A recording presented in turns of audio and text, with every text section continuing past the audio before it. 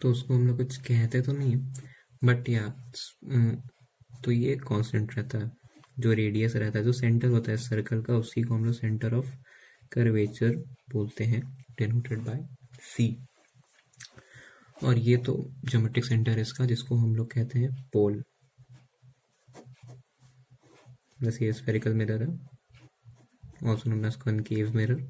So this is the pole और ये centre of curvature. ठीक है, अब होता है एक प्रिंसिपल एक्सिस। तो प्रिंसिपल एक्सिस क्या होता है? वो सेंटर ऑफ कर्वेचर, पोल और एक और जगह फोकस से पास होता है। अब ये फोकस क्या होता है? इसको हम लोग प्रिंसिपल फोकस भी कहते हैं। तो प्रिंसिपल फोकस में क्या होता है, जब कोई बीम ऑफ लाइट, जैसे एक छोटा डायग्राम बना लेते हैं,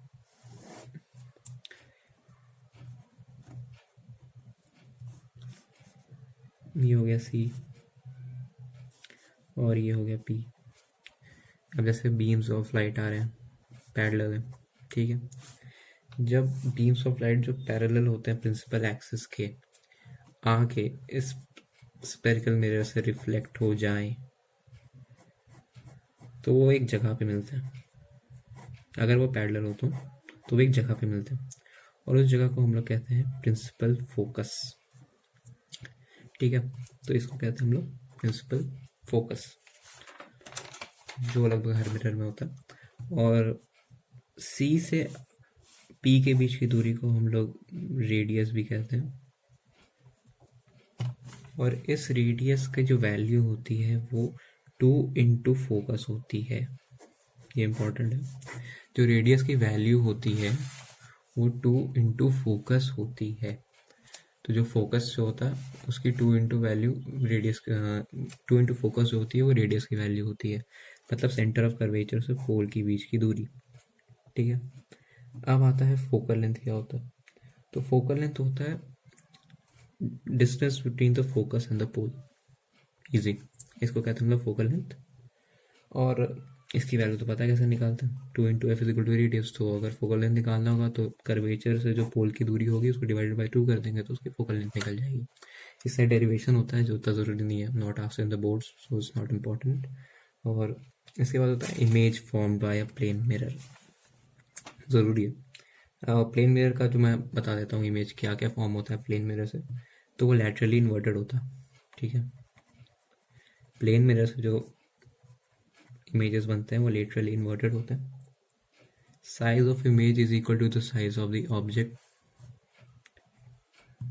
वर्चुअल इमेज बनाता है क्योंकि वो स्क्रीन पर ऑब्टेन नहीं हो सकता। और distance of image is equal to distance of object from the mirror, मतलब जो चीज़ उस मिरर से जितनी दूरी पर है उतनी ही दूरी रहेगी, इमेज में भी उतनी दूरी दिखाई जाएगी, मतलब कि कोई डिफरेंस नहीं रहता उसमें। तो अब हम पढ़ेंगे अबाउट द कनकेव मिरर।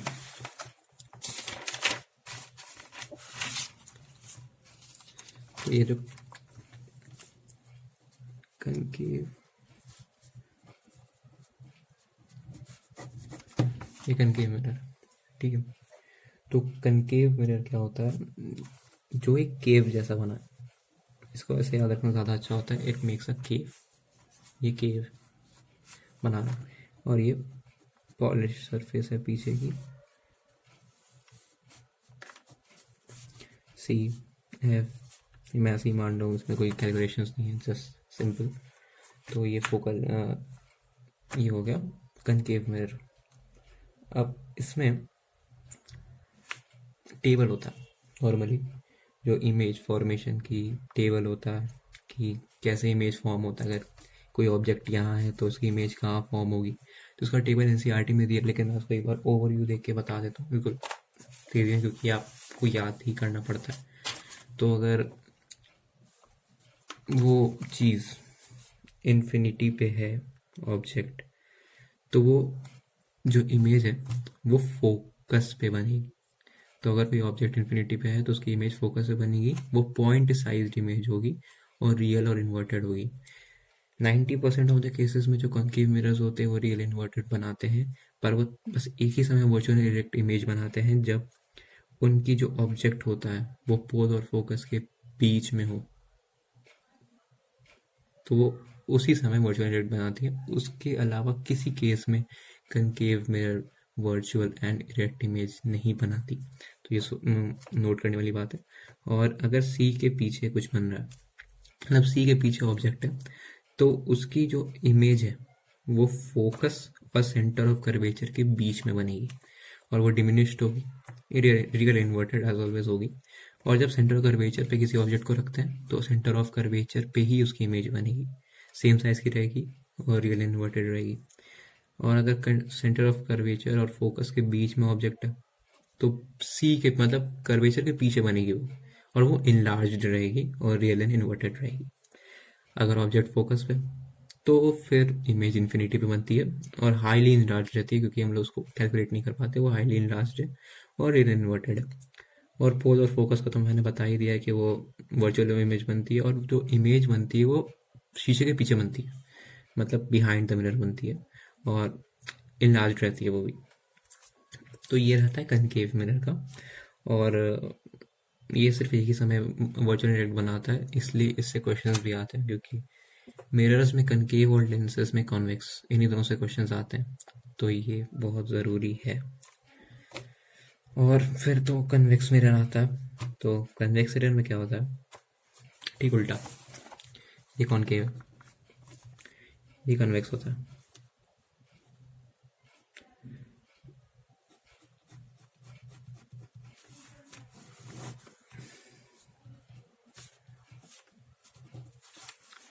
ये पोल है, ये पॉलिश सरफेस है, और ये है सी और एफ, फोकस है, सेंटर ऑफ कर्वेचर। तो अब इस पे अगर कहीं से भी लाइट पड़ती है तो ये ऐसे जाती है, मतलब ये लाइट रेस को फैलाता है। जो ये कन्वेक्स होता है ना, कन्वेक्स मिरर, ये फैलाता है। और जो कनकेव होता है वो एक जगह पे कंसंट्रेट करता है, कहीं से भी आए वो कंसंट्रेट करेगा, लेकिन ये फैलाता है, ये उल्टा काम करता है। तो जब ये फैलाता है लाइट रेस को तो इमेज बनना थोड़ी मुश्किल हो जाती है। तो हम लोग उसको उसके मतलब कि इमेजिनरी लाइंस बनाते हैं, तो उसको back of the mirror image बन जाती है। तो ये हमेशा वर्चुअल इरेक्ट इमेज बनाता है। जो ये मतलब कि ये जो कन्वेक्स मिरर है वो हमेशा वर्चुअल एंड इरेक्ट इमेज बनाता है, और ये जो कॉनकेव मिरर है वो हमेशा नहीं 90% केसेस में रियल इमेज बनाता है, और एक 10% केस में वर्चुअल इमेज भी बनाता है, जब वो फोकस और पोल के बीच में हो। और जब ये फोकस और पोल के बीच में होता है तो सेम केस होता है कि हम ज़्यादा लाइंस नहीं बना पाते, तो हमें एक इमेजिनरी लाइन लेनी पड़ती है, क्योंकि हमें दिखता नहीं कि कोई भी मीट कर रहा है कि नहीं, तो हम पीछे इमेजिनरी लाइन लेके उसको एक इमेज फॉर्म करा देते हैं, इसलिए हम उसको वर्चुअल इमेज बोलते हैं। तो अब कन्वेक्स मिरर के केसेस में क्या होता है, तो आप इसको भी जान लेते हैं, क्योंकि ये भी एनसीईआरटी में दिया है, यू कैन चेक, इसमें कुछ है नहीं, क्योंकि हमेशा पॉइंट साइज बनाएगा या डिमिनिश बनाएगा और वर्चुअल एंड इरेक्ट इमेज बनाता है। कहीं भी हो ये वर्चुअल इरेक्ट ही बनाएगा, कभी इन्फिनिटी बनाता है, कभी इन्फिनिटी और पोल के बीच में बनाता है, तो कुछ पक्का नहीं रहता। तो ये ऐसे ही कुछ बनता है, इससे ज़्यादा कुछ है नहीं। फिर आता है sign convention, very important topic. Sign convention is very important. तो अगर साइन कन्वेंशन देखा जाए तो इसके लिए कुछ समझना भी पड़ता है कि ऊपर क्या है नीचे क्या है। साइन कन्वेंशन बहुत इंपॉर्टेंट भी है, और कभी कभी कैलकुलेशंस भी हमारे साइन कन्वेंशन ना समझने की वजह से गलत हो जाते हैं। तो साइन कन्वेंशन में क्या है,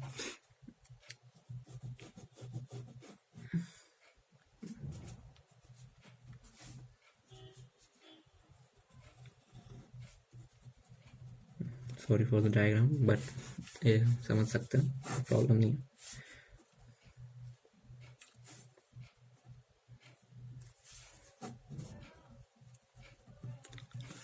तो ये रहा। तो हमें साइन कन्वेंशन क्या होता है कि ऑब्जेक्ट जो होता है वो हमेशा लेफ्ट साइड में प्लेस किया जाता है, ठीक है। तो ऑब्जेक्ट हमेशा left of the mirror place किया जाता है, और light from the object falls on the mirror from the left hand side. मतलब जो लाइट होती है ऑब्जेक्ट से जो आती है वो हमेशा मिरर के लेफ्ट हैंड साइड पे होती है। ये चीज़ बहुत ज़रूरी है, इसको रटना बहुत ज़रूरी है। और फिर जो डिस्टेंस मेजर होती है ओरिजिन से राइट की तरफ, जो डिस्टेंस है वो पॉजिटिव होती है। मतलब ये ओरिजिन है, तो अगर इसे राइट मान लो तो ये पॉजिटिव है, ठीक है। लेफ्ट जाओगे तो नेगेटिव है, ऊपर जाओगे तो पॉजिटिव है, और नीचे जाओगे तो नेगेटिव है। ठीक है, तो ये समझना ज़रूरी है। ऊपर नीचे का तो उतना ज़रूरी नहीं है, लेफ्ट हैंड समझ लो बहुत काफ़ी है। लेफ्ट अगर राइट जाओगे तो पॉजिटिव है, लेफ्ट जाओगे तो नेगेटिव। ठीक है, और ऊपर नीचे का तो मैंने बता ही दिया। तो ये होता है साइन कन्वेंशन, बहुत इंपॉर्टेंट है। जो फॉर्मूलाज होते हैं उसमें जो लगते हैं साइन, बहुत सारे लोग गलत कर देते हैं क्योंकि उनको कन्फ्यूजन हो जाती है, नॉर्मल सी बात है, बहुत कन्फ्यूजन है। और अब टर्मिनोलॉजीज आते हैं बहुत सारे, जैसे वी क्या होता है, यू क्या होता है। ठीक है, तो वी होता है distance of image from pole. तो v का मतलब होता है distance of image from pole. ठीक है, और u का मतलब होता है distance of object from pole. तो u का मतलब समझ लो कि जो डिस्टेंस है ना पोल का, ऑब्जेक्ट का मतलब पोल से, उसको कहते हैं हम लोग u। फॉर्मूला से बैठाने के लिए u, इसके लिए एक वर्ड यूज होता है u, याद कर लो। और इमेज के लिए v होता है। ठीक है, अब रिफ्रैक्शन ऑफ लाइट तो अभी पढ़ना नहीं, यहाँ पे मैं सिर्फ मिरर्स को करूँगा कवर। तो अब एक इम्पॉर्टेंट टॉपिक और आता है नोन एज मैग्निफिकेशन। ठीक है, मैग्निफिकेशन है। तो मैग्निफिकेशन क्या होता है? ये ratio of height of the object to the ratio of the image. ठीक है, तो ये जो ratio of the height of the image to the ratio of the height of the object होता है। ठीक है, तो इमेज को पहले लिया जाता है, जिसको एच डैश से भी बहुत लोग कवर करते हैं। H dash is also known as height of image, और एच को हम लोग कहते हैं हाइट ऑफ द ऑब्जेक्ट। तो अगर इसको मिरर, स्फेरिकल मिरर्स के बारे में देखा जाए तो इसके एक फॉर्मूला होता है मैग्निफिकेशन का। जो फॉर्मूला है for mirrors, specifically for mirrors, is -v/u।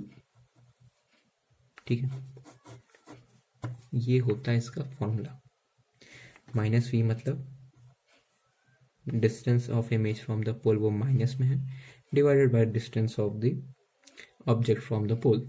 तो ये मैग्निफिकेशन जो होता है फॉर स्फेरिकल मिरर्स ओनली। इस चीज़ को अच्छे से याद कर लेना कि स्फेरिकल मिरर्स के लिए ही होता है, इसमें कोई वो नहीं है कि इसको आप लेंसेज में भी लगा दो, लेंसेज के लिए अलग होता है। और एक मिरर फॉर्मूला होता है जिससे आप फोकल लेंथ निकाल सकते हो। ठीक है, एक चीज़ मैं बताना भूलिए कि फोकल लेंथ जो होता है ऑल्सो डिनोटेड बाय एफ। ठीक है, जो फोकल लेंथ होता है इसको हम एफ से भी डिनोट करते हैं, वो कनकेव मिरर्स में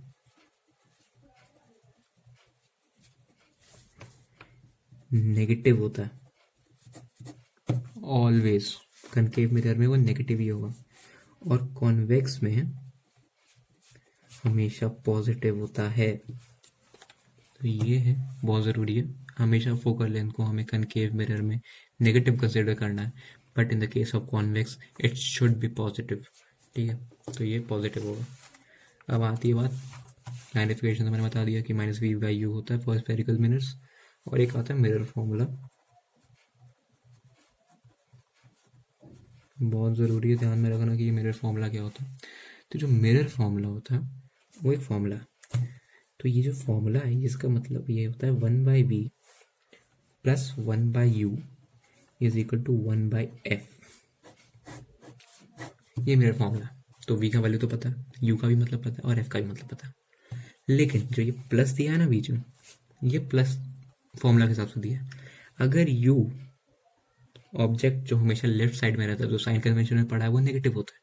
तो अगर वो लेफ्ट साइड में ऑब्जेक्ट है तो माइनस आएगा यहाँ पे। तो साइन का ध्यान रखना पड़ता है, क्योंकि ये जो फॉर्मूला है इसमें जो v का वैल्यू भी कभी कभी जब कोई ऑब्जेक्ट रियल या कुछ इमेजेस बनाते हैं या कुछ अलग इमेज बनाते हैं तो उसका अलग आता है आंसर।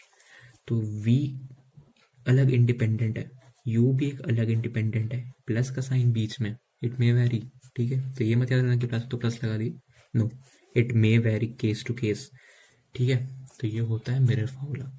अब आगे का जो है वो है आपको रिफ्रैक्शन ऑफ लाइट, जो मैं नेक्स्ट वीडियो में कवर करूँगा। तो तब तक के लिए please subscribe my channel, as I will be bringing every day a video, क्योंकि CBSE का जो मैं करा रहा हूँ, CBSE का रिविजन 2020 से 2021 का, ठीक है। तो it would be good, like मैं सब कुछ कवर करूँगा, like maths, science and SST also. So it would be good, like, if you subscribe me, and please like, share and subscribe to your friends if it's important. So thank you, meet you in the next video.